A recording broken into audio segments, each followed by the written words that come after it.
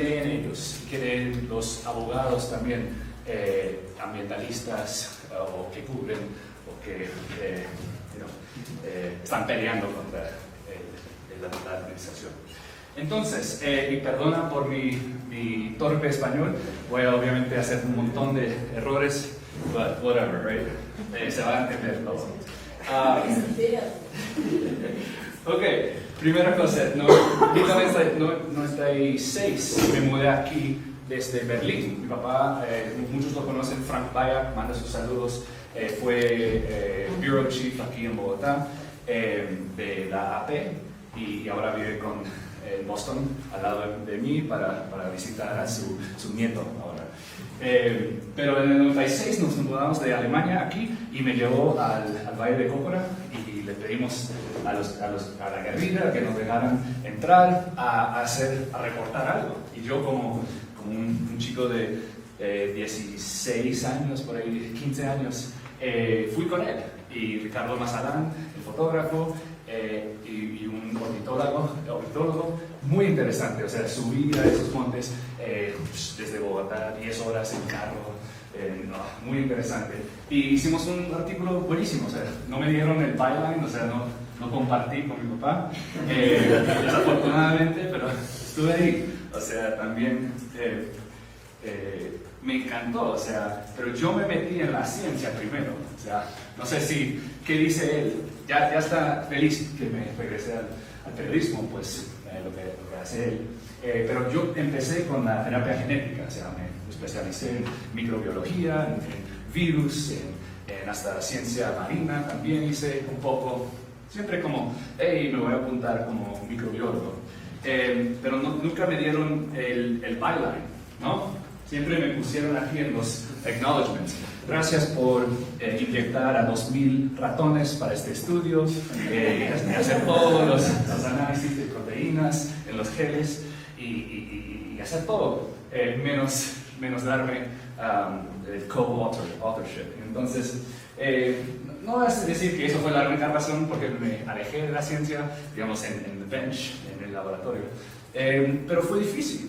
Y vas a ver, y esos son fuentes buenísimos, ¿no? O sea, los científicos de bajo nivel en el laboratorio, no el capo, ¿no? Sino los que tienen algo que decir, o sea, la gente aquí, como yo les podría decir cosas sobre ese laboratorio que hacíamos, cuentos, ¿no? Fue un party, ¿no? Fue una fiesta ahí, con todos los científicos.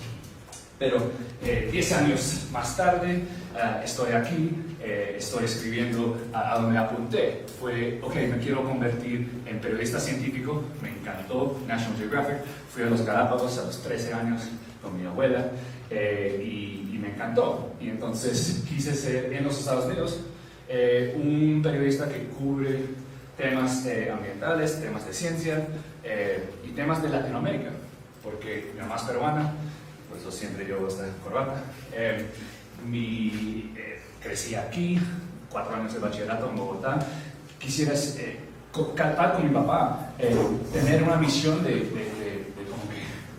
decirles a los gringos que esto importa, que lo que pasa en Latinoamérica es lo que pasa en las Américas, que es Estados Unidos. O sea, Estados Unidos les debe importar lo que pasa aquí.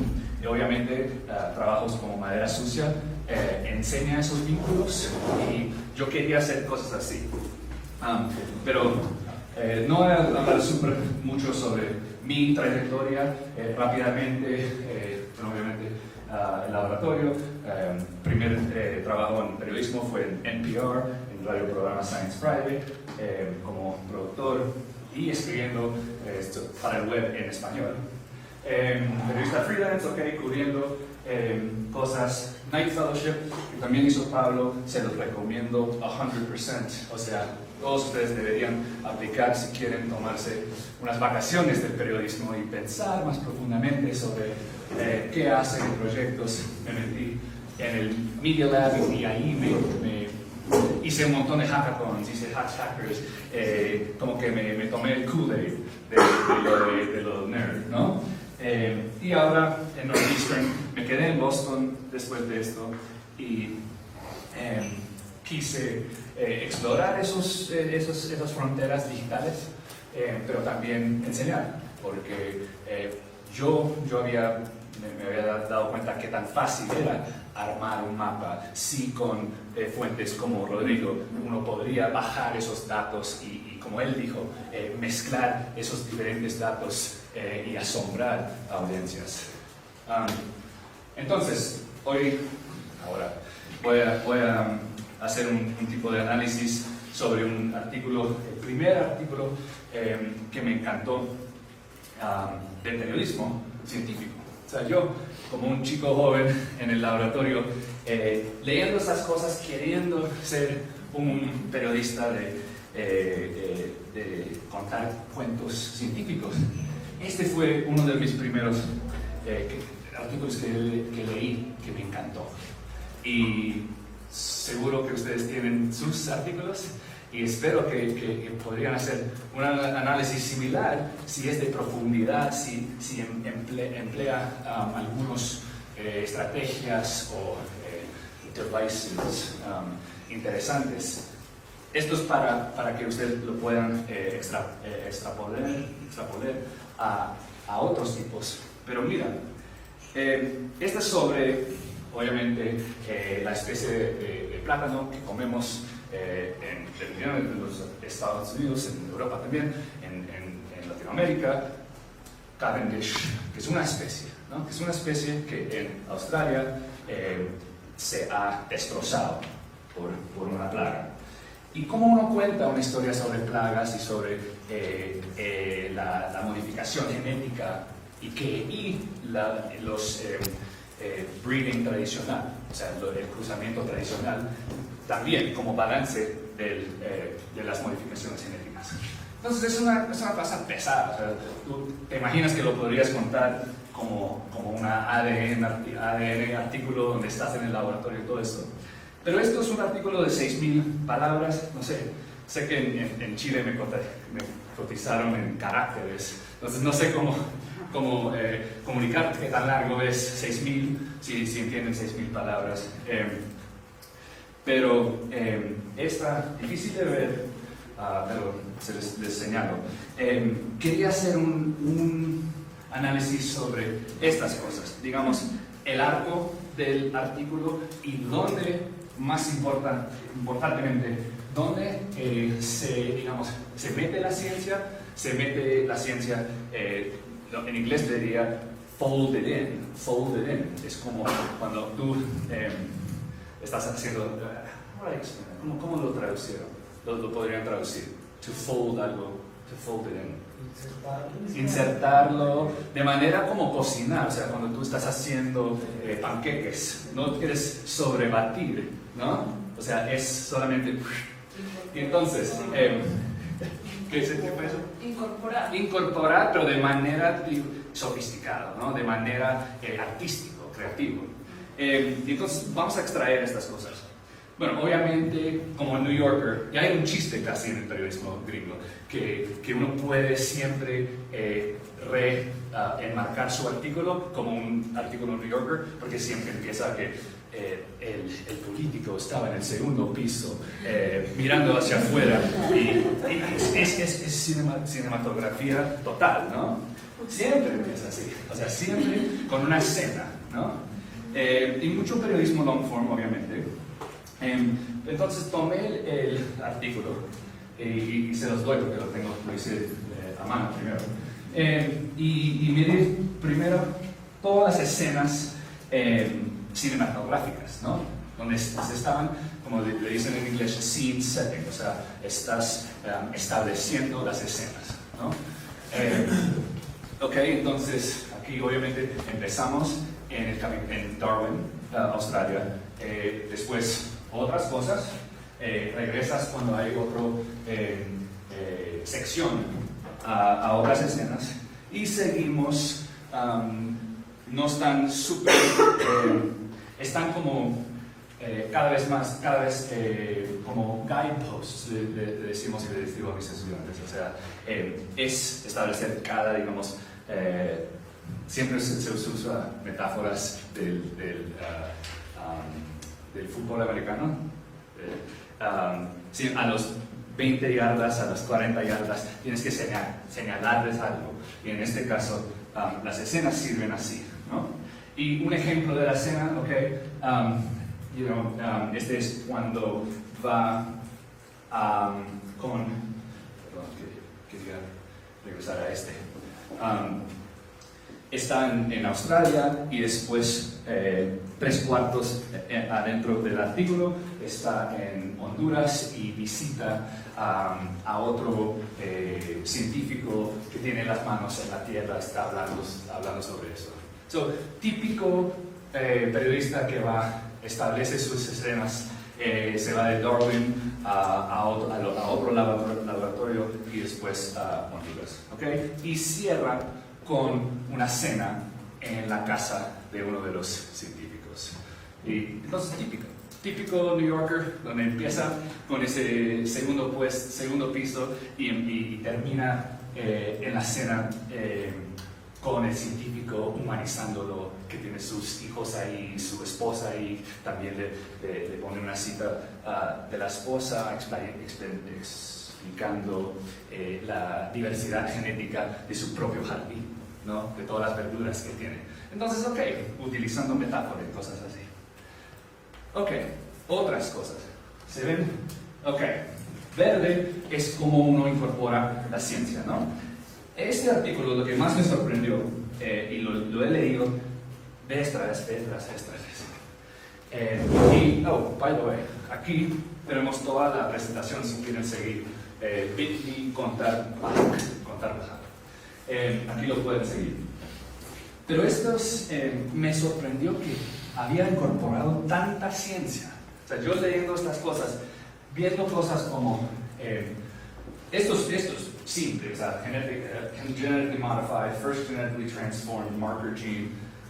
Estamos desde 2 bananas a un banano que es resistente a explicar que esto es genéticamente modificado, y después usando cosas como marker gene, o sea, genes marcadores. Ahora sí te estás profundizando en la ciencia, pero de forma rápida.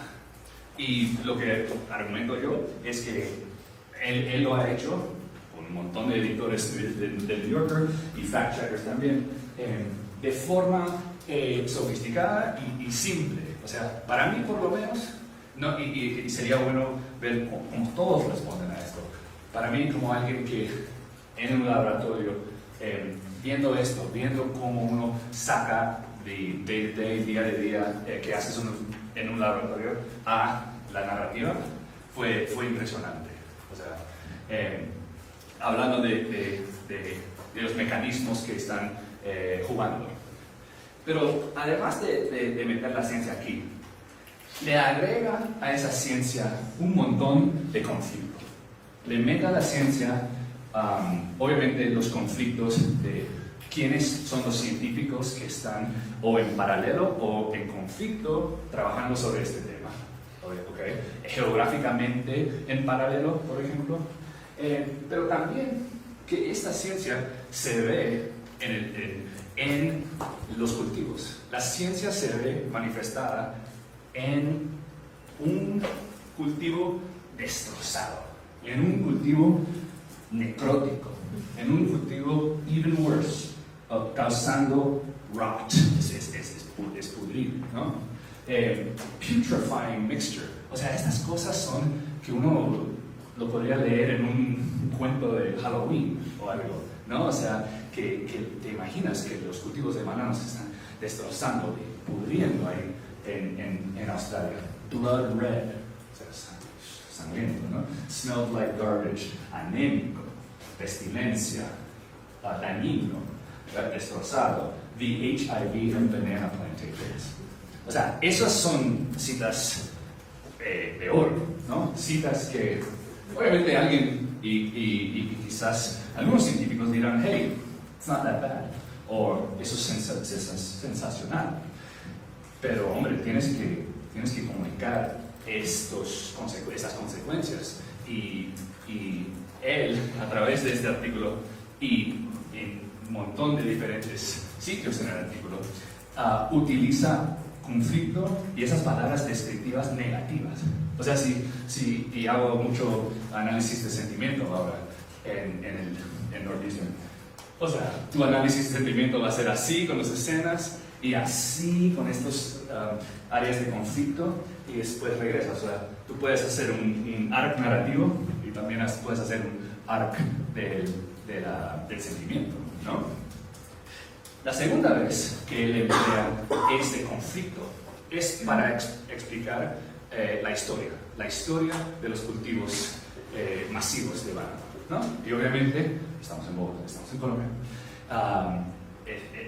habla del United Fruit Company, pero cuando expone lo del United Fruit Company, no lo hace como, obviamente, todos sabemos que no se hace como una entrada de Wikipedia, lo hacemos con las cosas que nos atraen, que nuestros papás les interesa, ¿no?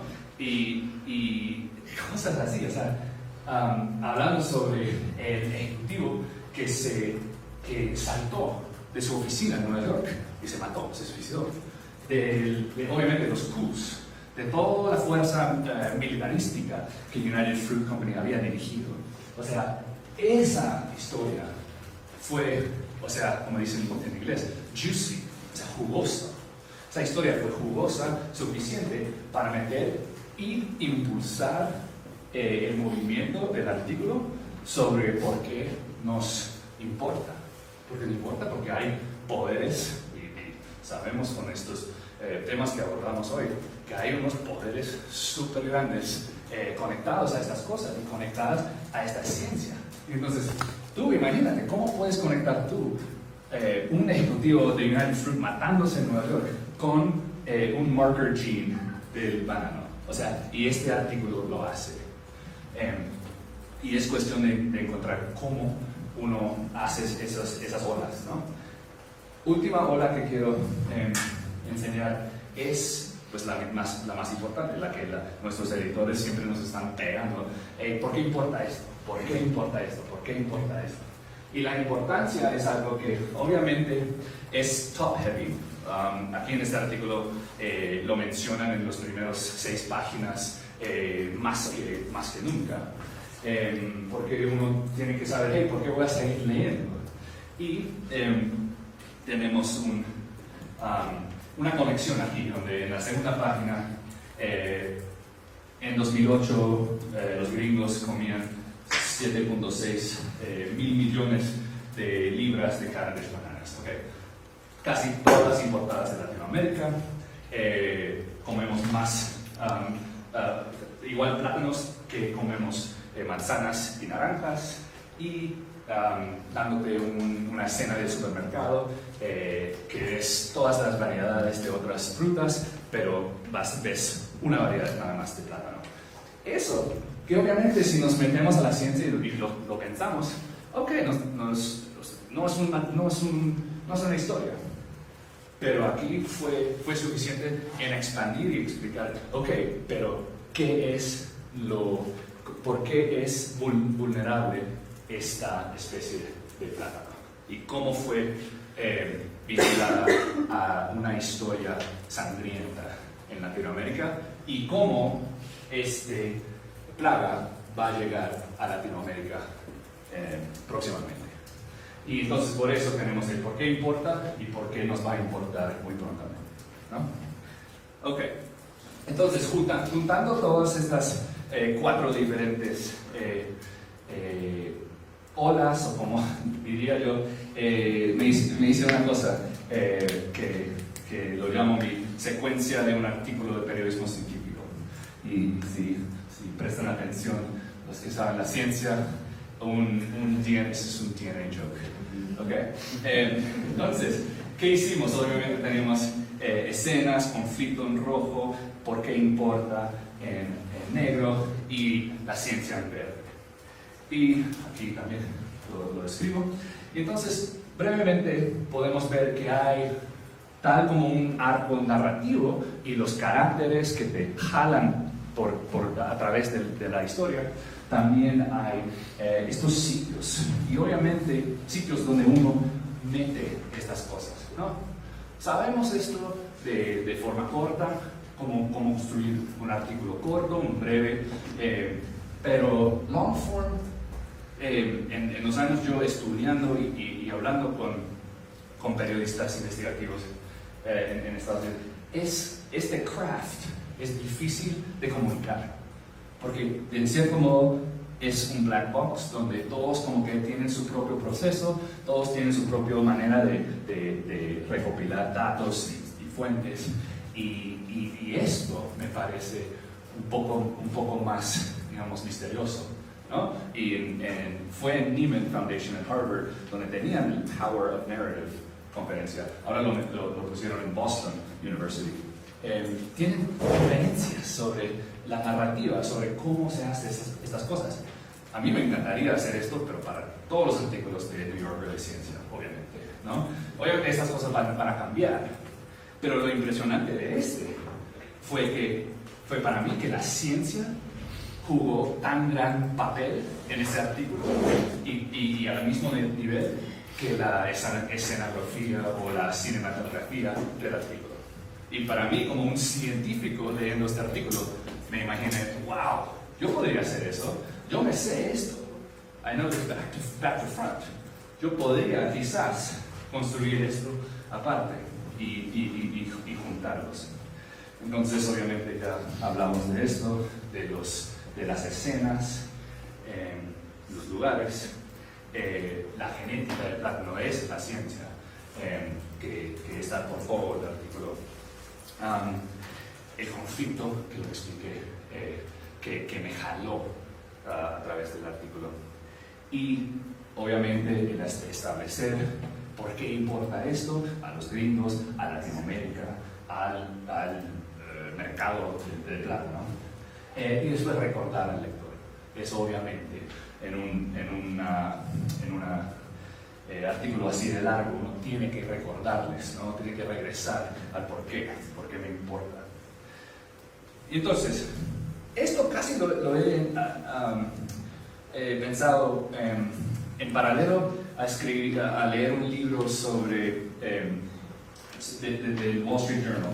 Este periodista, William Blundell, me dio el libro un colega mío, Matt Carroll, que se ganó el Pulitzer y aparece en Spotlight, la película. Matt Carroll es el periodista de Spreadsheets, ¿no? Spreadsheets guy, del Excel. Me dio este libro y me dijo, hey, Blundell armaba workshops en el Wall Street Journal. De vez en cuando, juntando a los periodistas in-house, o sea, en casa, a refinar su craft, ¿no? La creatividad de cómo se construye.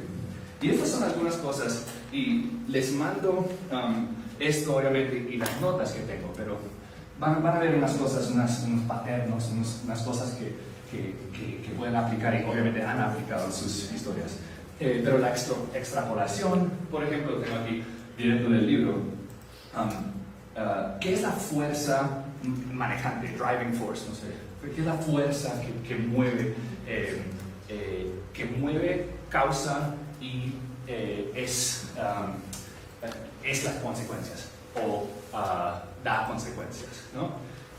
Cómo un evento aislado puede convertirse en un artículo, ¿no? Extrapolación.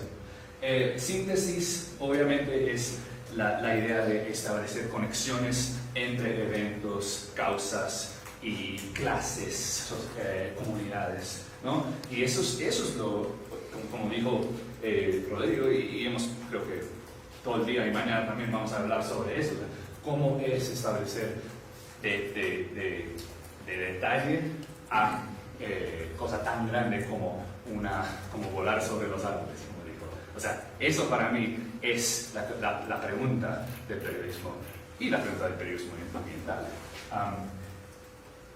Localización, esto voy a regresar a muchas de estas cosas, pero Blundell dice, hey, manténgate local, o sea, empieza primero tú en tu propio vecindario. Ahora, obviamente, si estamos hablando del barrio amazónico, que es difícil encontrarlo aquí en un cañón, pero gente que trabaja en eso, sí. La madera sucia, obviamente, tiene consecuencias aquí, en los living rooms, en las jaulas, ¿en dónde?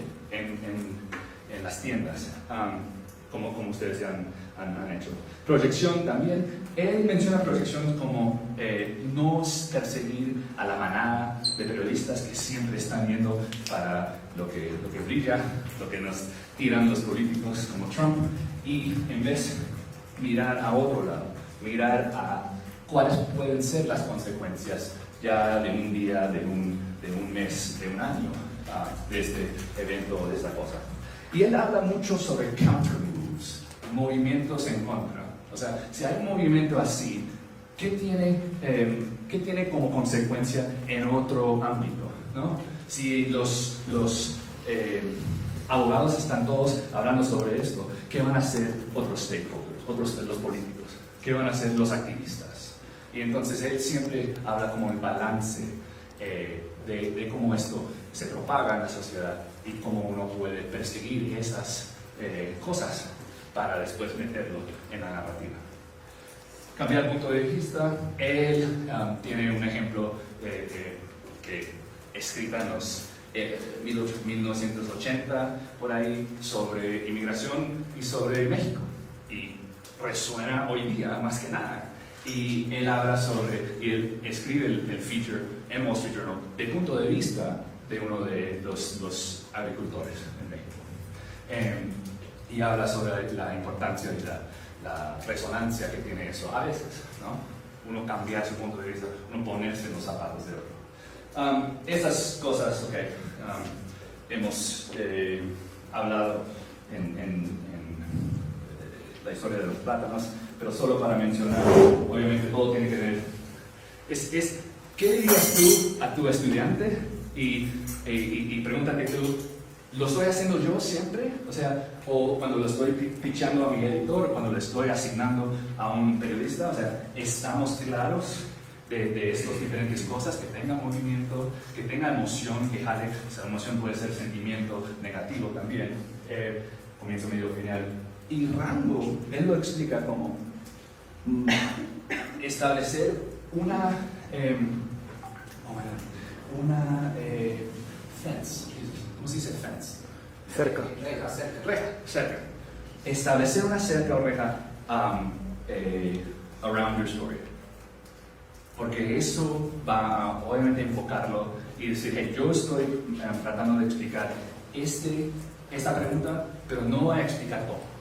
O sea, no es escribir el libro, sino establecer cuáles son mis parámetros, cuál es el perímetro, ¿no? Ok, entonces, no sé si lo abrimos a preguntas luego o sigo con mis diferentes cosas, pero me interrumpan si quieren. Ok, en estos marcos, usando estos marcos, voy a comunicar algunos tips que yo en las semanas antes de hoy llamé a un montón de periodistas ambientales, amigos míos o conocidos en Político, en Inside Climate News, en otros medios, para preguntarles cómo ustedes lo hacen. Porque hablar sobre el proceso, hablar sobre el craft, pasa en salones así, pero no pasa mucho en otros lugares, o nos estamos tomando cervezas y olvidándonos de las cosas, o hablando sobre el fuente o la cosa que vimos, pero todos los tips, como que necesitas una aula académica para explicar esas, o tienes que escribirla o destinarlas a un folleto de ojo público que sea estilos para nuestros artículos, por ejemplo, o como decía Nelly al comienzo, quizás forma parte de cómo en conjunto se puede hacer estas cosas. Lo visto, ok, entonces, primero, ciencia. Cosas que a mí me tomó mucho en aprender, pero obviamente la destilación, yo siempre aplicaba trabajos diciendo, hey, yo quiero transmitir y traducir la ciencia para una audiencia más grande. O sea, y editores, ok, quizás eso me suena bien, pero ¿cómo se ve eso? Lo tenía que hacer y encontrar a gente que me ayudaba. Y ustedes saben esto, obviamente ustedes tienen fuentes que nunca aparecen en los artículos, pero son fuentes que te ayudan, ¿no? Que te revisan los análisis, que te revisan la caracterización de algunas cosas. O sea, esos rabinos, como dice mi colega Jeff Howe, de Wired, inventó crowdsourcing, la palabra. Y él siempre habla sobre el rabino que tienes. O sea, este es la persona que te va a decir si estás total bullshitting o si estás en el camino bueno. Y obviamente esa persona, si es en células madre, hablando sobre células madre, él o ella quizás trabaja en un laboratorio o dirige un laboratorio en ese campo, ¿no? Comunicar un avance o tendencia o evento o conflicto o lo que seas, que es el grano del artículo, que lo comuniques como pasando en un continuo, ¿no? Obviamente, los científicos, y fue bueno que le preguntábamos a Botero sobre qué estamos haciendo mal los periodistas o qué no funciona. Y muchas quejas que yo oigo de los científicos es que no ponemos no establecemos que esto ha funcionado o ha existido en un continuo, ¿no? De avances incrementales, de mucho fracaso, de algunos momentos de éxito que nunca suenan como eureka, ¿no? Eureka. Nunca son así, son como, that's interesting. O sea, eso ya se volvió un meme en la comunidad científica, que eso es como uno ve un progreso, que es interesante. Pero nosotros comunicar eso estableciendo la historia, estableciendo el conflicto quizás. Metáfora. La epigenética es la puntuación sobre la prosa. Me encantó leer eso sobre un artículo sobre corales de Elizabeth Colbert y hablando sobre la epigenética. Ok, todos usamos metáfora, ¿no? Resuena. Podríamos nosotros ir a hacer user testing un poco más. ¿Por qué no nos vamos al paradero de bus y les explico? O sea, hazte la cosa. Pregúntale, hey, ¿sabes algo sobre esto? Yo quiero escribir algo sobre esto. ¿Lo entiendes si lo explico así o si lo explico así? O sea, los diseñadores siempre están user testing. Los periodistas, ¿por qué no? Con nuestros editores, con nuestros colegas, pero no con el público. Porque hay este cierto, como que no, estoy incómodo de compartir hasta que esté lista la nota. Pero la metáfora, la caracterización, eso se puede workshop, ¿no? Ok, encontrar obviamente gente animada, aportada, acreditada. Y esto me comentó un colega. O sea, obviamente, es tener ese acceso una y otra y 10 y 20 veces. O sea, son para establecer un artículo así de largo, obviamente. O sea, hasta que el científico te invite a la casa, hasta que el político te invite a la fiesta. Ok, establecer una distancia, ¿no? Ética, pero necesito mantener. Eso es un rollo ahora en Washington, D.C., porque se habla mucho del periodismo de acceso y que están, digamos, sus morales están en conflicto en algunos de estos periodistas políticos. Eso sí, yo estoy de acuerdo. Pero cuando tiene que ver con ciencia, extraer ciencia y hablar con científicos, para mí es que muchas veces los científicos no tienen cara. O sea, nadie sabe. Tú te preguntas a cualquier persona aquí afuera, ¿tú conoces un científico? No. ¿Cómo se ve un científico? Lleva ropa blanca, tiene gafas, tiene sus esferos aquí. He looks like you. ¿Te parece a ti? Quizás. Pero tú tienes que establecer conózcalos, ¿no?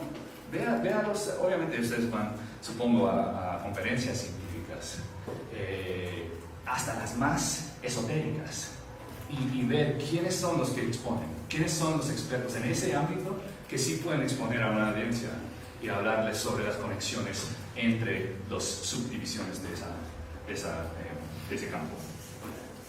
Animada, muy difícil, o sea, no todos son Neil deGrasse Tyson. Es dificilísimo, no puedes nombrar, o sea, yo lo hago con mis estudiantes, ¿cuántos podemos nombrar? Y de esos, ¿cuántos son mujeres? Es Carl Sagan, Neil deGrasse Tyson, Sylvia Earle, quizás, de los océanos. Anyway, cosa de pensar en cómo podemos elevar algunas de estas voces que sean animadas, que sean buenas, rabinas quizás, de la ciencia de ese campo. ¿Okay? Encontrar emoción, obviamente hemos tocado eso mucho. No voy a profundizar mucho en mi experiencia con esto, pero solo para mencionar que para la mayoría, y esto tiene que ver si quieren reclutar a periodistas científicos o a science writers, que es gente salida del laboratorio, por ejemplo, gente que tiene interés pero no sabe nada de periodismo, ¿no? Sabe de comunicar avances científicos, sabe como, por ejemplo, como yo cuando empecé, hablando sobre estudios, ¿no? Nada más radicarlo en un estudio. Eso es el comienzo, pero eso se te olvida todo lo demás. O sea, escena, ¿por qué importa? Obviamente lo incluyes, pero conflicto no mucho, y ciencia sí. Y yo lo aprendí, sabía que desde el punto de vista de un técnico del laboratorio, sabía que podría explicar cosas como el ARN o cosas así, pero establecer el por qué importa, eso sí me tomó mucho tiempo. Tips, herramientas, fuentes, todos los periodistas científicos, y eso quiero rechazar el término periodismo científico. O sea, es periodismo. No, let's not mince words, ¿ok?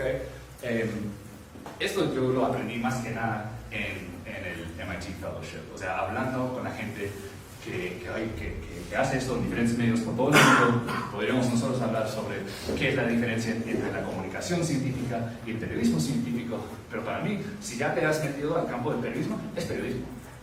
Y enmarcándolo como periodismo científico, quizás no te va a rendir la primera página, no te va a dar la sección. Esas secciones están muriendo en los Estados Unidos, por ejemplo.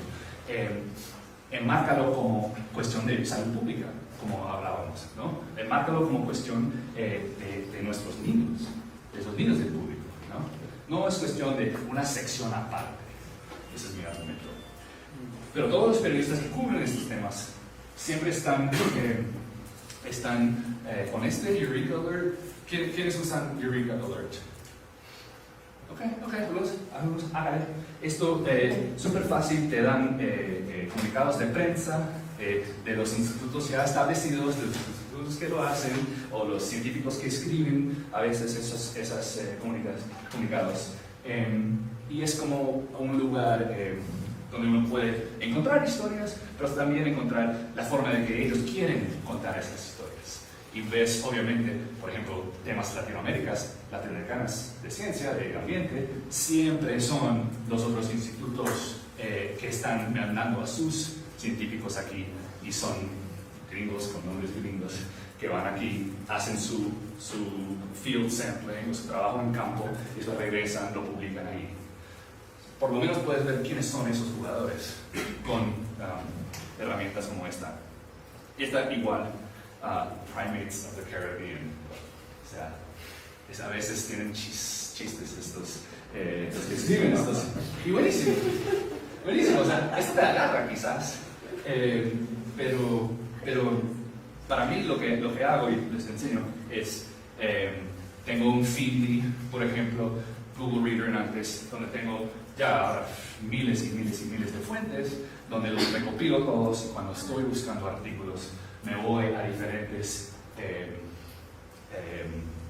journals, por ejemplo, también. O sea, yendo a donde, este estudio me gustó, tal vez debería mirar no solo a los que publicaron el estudio, pero también al journal que lo publicó.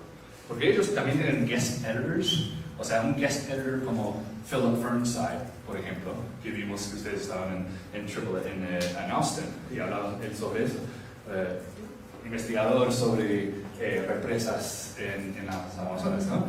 Él le tiene todo el tiempo en ser guest editor, o sea, un editor invitado por una journal, un issue nada más. Entonces, ves cómo su red se expande y cuáles son los investigadores que él o ella invita a que publiquen en esa especial. Es como un reporte especial en periodismo. Anyway, también uno puede, supongo que han hecho esto para Scholar Alerts, pero también para News Alerts, en buscar términos específicos cada vez que voy y escribo algo sobre un tema específico o alguien que es el capo o la capa en ese campo. Establezco un Google Alert para ese nombre, para que me dé una idea de a quién se está hablando y sobre qué, y también los estudios. Obviamente esto es sacar una red gigantesca, ¿no? Ahora hay estas herramientas que me encantan, herramientas como estas dos, IFTTT y Zapier. Y no tienes que ser super nerd de datos o de código para saber manejar esto. Solamente construyes una receta. Estos son sitios web gratis donde construyes, por ejemplo, agrega a mi hoja de cálculo cada vez que un estudio en Eureka Alert, Infectious Emerging Diseases, este journal. Cada vez que ese journal publique algo sobre Zika, méteme toda la información en una hoja de cálculo. Perfecto. Luego, una semana, 3 semanas, 3 meses después, no me voy al Eureka Alert a buscar, me voy a mi hoja de cálculo y encuentro, obviamente, decenas de artículos científicos sobre Zika. Entonces así puedes, en otros, también Reddit, subreddits, si quieres, por ejemplo, en otros foros aquí en Latinoamérica, cómo se está hablando sobre ciencia o temas, se puede hacer eso también con ESS, dentro de programas así, y guardar Google Alerts también. Esto no es limitado a esto, también puedes con IFTTT, cada vez que está lloviendo en Bogotá, baja mi ventana eléctrica, por ejemplo. No sé si existen, pero el Nest thermometer, el thermostat, Nest está obviamente vinculado con todo, Internet of Things. Esto puedes conectar Internet of Things con cualquier cosa. O sea, cada vez que Trump manda tweet, mándame un text y eleva la temperatura de mi casa 1 grado. Oh my God, you get so hot. Esas cosas se pueden hacer. Entonces imagínate en tu equipo, en tus medios, cómo podrías utilizar esto para recopilar lo que está pasando ahí. Escena, como que ya tocamos todos estos, ¿no? No iba a meter imágenes de esto de cinematografía, pero se pueden imaginar, o sea, There Will Be Blood, por ejemplo, o 2001 Space Odyssey, o sea, esos gran plano general, o sea, enmarcar de punto de vista del espacio, del satélite, por ejemplo, qué está pasando, y después más y más cerca. Vimos en el artículo de Plátanos cómo se hizo eso. Jalar el lector, obviamente, acceso, estar inmerso. Esto me contó un periodista de Esquire y ahora Sports Illustrated, que ha escrito sobre conclusiones sobre la NFL and CTE, el daño al cerebro, que ha escrito sobre el cáncer, ha escrito sobre temas ambientales, pero es un escritor de revista, se llama Tom Junod, y estábamos en un workshop así en Colombia y me dice, nos preguntaron a todos, ¿qué les significa inmerso? What does immersive mean? Y te imaginas los tecnólogos, los nerds, es VR, virtual reality, ¿no? O es 360 video. Y Tom dijo lo que a mí me pegó, porque inmerso es necesitar saber lo que pasará. O sea, estoy leyendo algo, necesito saber qué es el próximo capítulo, qué le va a pasar a esta persona, qué le va a pasar a esta granja, por ejemplo. Ese para él fue inmerso. Y me movió la manera de pensar sobre, no es la tecnología de 360 degree o de Pokémon Go, pero para noticias. No, es cuestión de jalar el lector, ¿no? localizar. Esto quiero explicar con unos ejemplos, porque Mira, que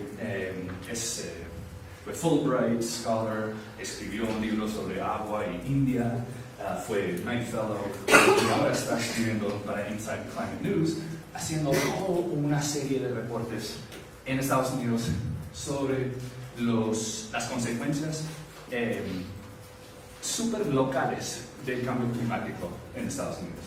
Y entonces va a lugares donde no muchos reporteros han ido, a establecer vínculos entre todos estos diferentes case studies o ejemplares o whatever lo queremos llamar, ¿no? Entonces, yendo a Cape Cod, Massachusetts, yendo a granjas, yendo a entender lo que dice la comunidad evangélica sobre el cambio climático, lo que es súper interesante, porque todo esto de IPCC, de la negatividad, del fire and brimstone, ella dice a través de este reporte que es en paralelo a su narrativa, a la narrativa de que el mundo se va a acabar y si no estás con Dios, no te vas a salvar. Entonces es súper interesante el paralelo en esa comunidad, en como que decir, ok, entendemos que la ciencia está haciendo esto, estamos de acuerdo con todo, y no vamos a hacer nada menos rezar. O sea, qué perspectiva tan anti la perspectiva que vemos en mucho del reportaje de cambio climático en Estados Unidos, por ejemplo. Obviamente explorando otros, la decarbonización, pero cómo se ve en lugares como Texas, que ahora viendo en Texas es el case study de wind y de fuerzas del mercado en Estados Unidos. Bueno, esos ejemplos de localizar. Y para mí, escena, yo trabajaba antes de periodismo, en un montón de diferentes cosas, pero trabajando con amigos cinematógrafos y trabajando en películas, indie, cosas así. ¿Sí? 5 minutos. 5 minutos. Okay, awesome. So, let's move fast. Okay, Open Notebook es muchos de los periodistas quienes entrevisté para esto, obviamente te recomiendan esto. Esto es para gente que quiere meterse a la comunicación de ciencia, al periodismo científico. Tiene un montón de recursos, tiene cosas como Pitch Database, donde puedes ver cómo periodistas freelance han enmarcado su pitch, ¿no? La forma breve de su artículo, pero también, como el artículo del New Yorker, te hace un behind the scenes, y puedes clicar cada una de estas cosas y la periodista te explica qué pasó con esa fuente, en esa escena o con ese estudio científico. Okay. Esto creo que ustedes más que ninguno saben de cómo conectar a estos conflictos de intereses, a la ley, a los mercados, sus fuerzas de mercado, a la corrupción, con la ciencia. Supongo que siempre enmarcándolo como algo que sea unido, es la manera de establecer la importancia de la ciencia en dar luz sobre dar luz, that's Skipper. Tú sabes lo que quiero decir, o sea, en iluminar cómo estas cosas ocurren a nivel local y qué está diciendo la comunidad científica sobre ello. Porque estos otros ejemplos de cómo uno puede hablar sobre héroes y villanos, que a veces que mi amigo que es un productor para MSNBC me dice que hey, si nosotros no tenemos en el pitch hero-villain, esa dicotomía, es difícil venderlo a una audiencia de televisión. Creo que sabemos eso. Importancia, finalmente, me duró mucho en entender esto y me tocó tener editores muy duros para enseñarme cómo enmarcar artículos o cuándo decir no a un artículo de ciencia si no tenía vínculos a personas verdaderas, personas comunes. Llama a tu mamá y explícale un tip. Averigüe quién está arriba o abajo del problema. Esto viene de Blundell, del Wall Street Journal. Poblaciones ignoradas. Susan Solomon es una química atmosférica, arquitecta del protocolo de Montreal. Tomé un curso con ella en MIT, increíble. Y ella siempre dice sus 3 P's: perceptible, personal y soluciones prácticas. O sea, por eso, porque no tenemos estos en conjunto, el cambio climático nunca se va a resolver, ¿no? Porque las soluciones no son prácticas. No es personal, la gente no lo ve como cosa personal, aunque sabemos que podemos enmarcar artículos que sea cambio climático y sus consecuencias locales, imperceptible, obviamente, difícil. Es fácil decir que Sandy o un huracán o algo sea vinculado al cambio climático, pero de por sí, cambio climático imperceptible. Encuentre watchdog, activistas, abogados, aseguradores. Vamos a skip estas cosas. Datos no voy a, por el tiempo no voy a profundizar. Esto ya lo hablamos, pero rápidamente, y tienen todos estos slides. Estos son, veces, todos me estaban recomendando los mismos newsletters. Y no sé, en Estados Unidos estamos obsesionados con los newsletters, o sea, que te llegue al lector en su buzón de email un breve email de lo que están publicando, o es un artículo en ese newsletter, o son bytes. Y esta es manera de hacerlo. Es político lo tiene buenísimo. O sea, estos son cómo está funcionando día a día Washington en cuestiones de energía y cambio climático.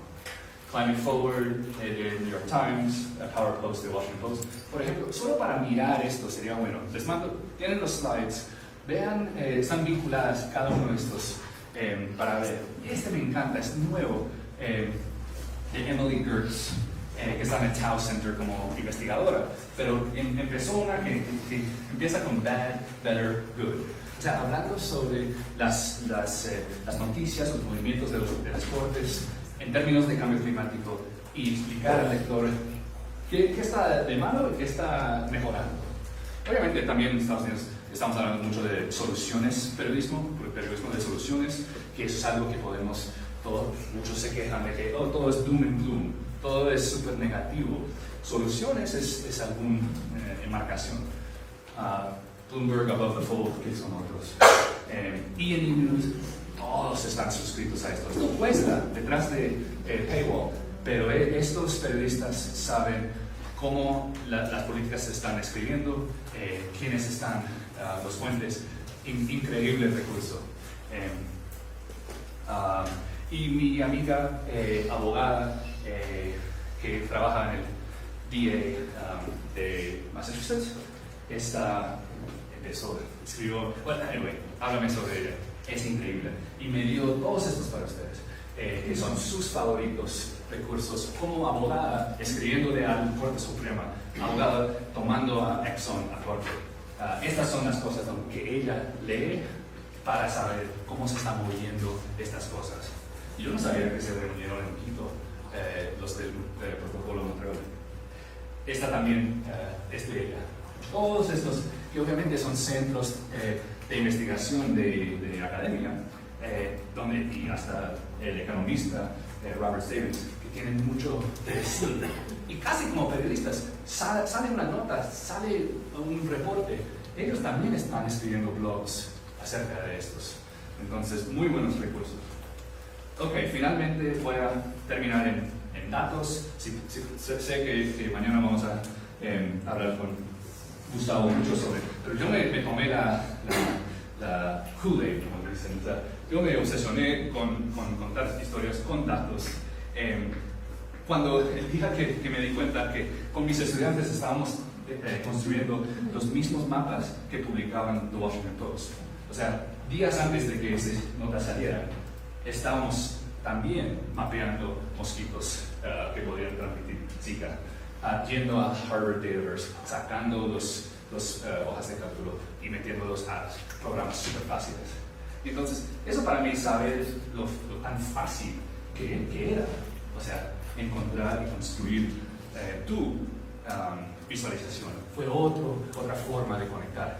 Y más que mi artículo de miles y miles de palabras, 12 fuentes, el mapa fue lo que fue viral en Twitter, porque los anti-Trump ambientalistas tomaron este mapa sobre crude oil spills en Estados Unidos y lo mandaron por internet. Finalmente, si quieren hablar conmigo sobre esto, estoy muy interesado en las herramientas, en construir herramientas para periodistas, herramientas para mirar cómo es la discusión, cómo es la cobertura mediática, cómo es la cobertura científica de algunos hechos, de algunas palabras, campos.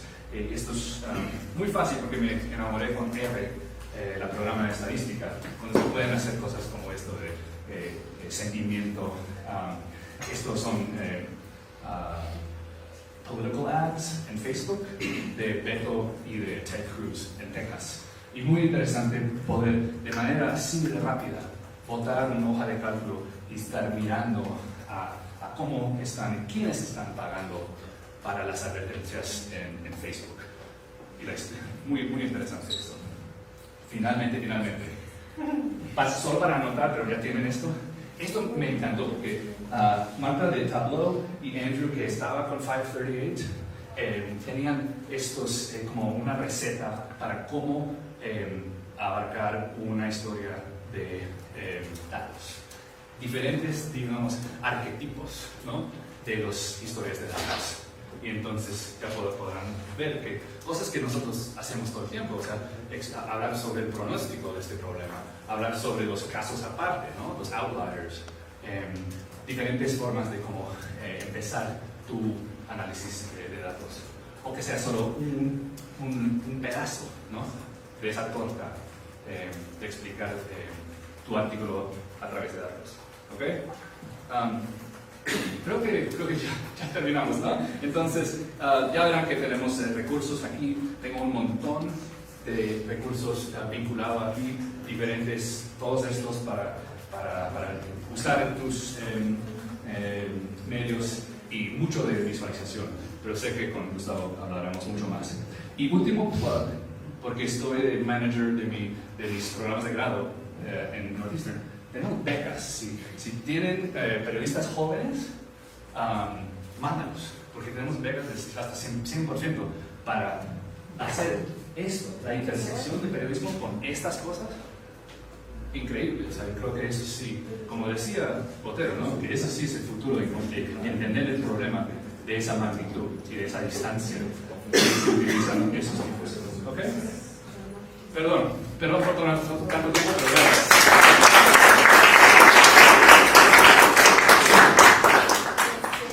Les quiero sugerir algo. En realidad hay un montón de recursos adicionales que Alesu ha preparado. Sin embargo, también tenemos el programa bastante ajustado. Entonces, les tengo una propuesta. Nosotros vamos a tratar de cerrar hoy día de la manera puntual como hemos coordinado. Y si es que Alesu está disponible de 5 a 5 y media, continuar con la otra parte de la charla que se ha quedado como pendiente, y los que quieran sumarse en ese horario se quedan y nos quedamos nerdeando con Alesu. ¿Están de acuerdo? Y así no nos retrasamos con el resto del programa. No, está bien. Serían 10 minutos, no media hora. Está bien. Yo creo que da para más, pero nos podemos quedar igual con, si no tienes problemas después de las 5. Y ahora sí hay un par de preguntas nomás, muy específicas, para pasar a la mesa de Brasil, y estaríamos cerrando como 1:20 más o menos para irnos a Leila. Gracias, Salud. Mi pregunta era sobre este ejercicio que hiciste, que me pareció muy interesante, sobre la secuencia genética de un artículo científico. El hecho de que identifiques qué partes... de qué partes está constituido un artículo y qué partes tiene más o menos, ¿cómo te ayuda a ti luego a diseñar una historia periodística? O sea, ¿cómo sería el balance ideal o qué tipo de criterios has identificado a partir de lo que has visto en otros artículos que te ha ayudado a ti a planear las tuyas?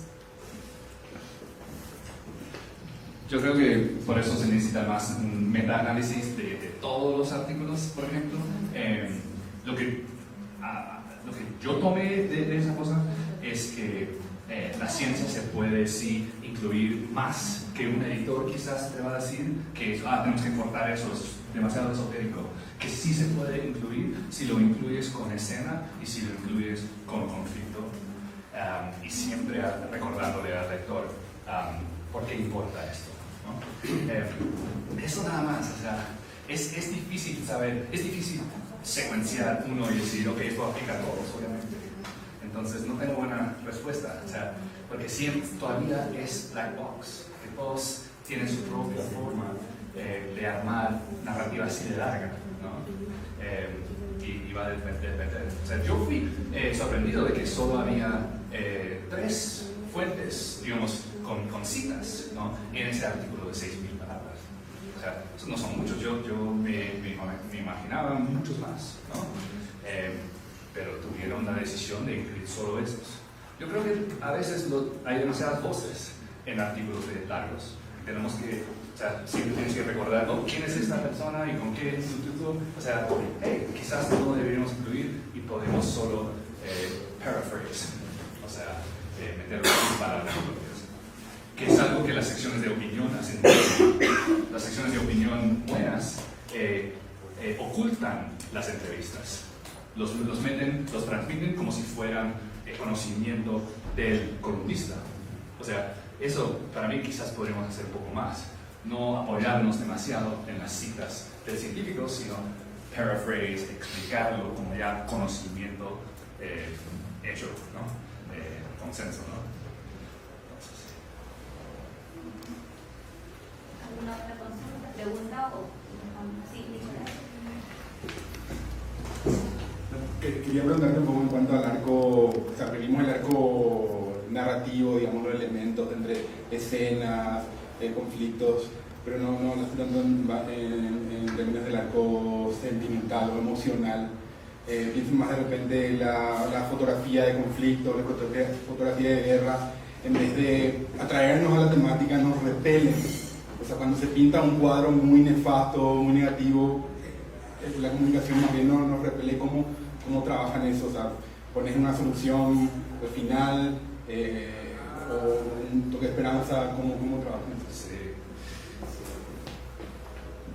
Lo único que tengo que compartir es lo que dijo mi editor, Tom Zeller, de Dark Magazine, que era en New York Times por 12 años y National Geographic. Y él dijo que en todo este ámbito de periodismo sobre el ambiente, periodismo sobre el cambio climático, que no hay suficientes notas sobre soluciones y sobre la gente que está trabajando. Si están trabajando en contra de poderes así de grandes, de plata así de grande, vale la pena hablar sobre él. Ese es el comentario de él. Yo estoy de acuerdo, pero sé que hay muchas variaciones de periodismo de soluciones que no pegan, que no son por alguna razón. Y no sé, pero estoy de acuerdo. O sea, si lo pintas demasiado negativo, repelas.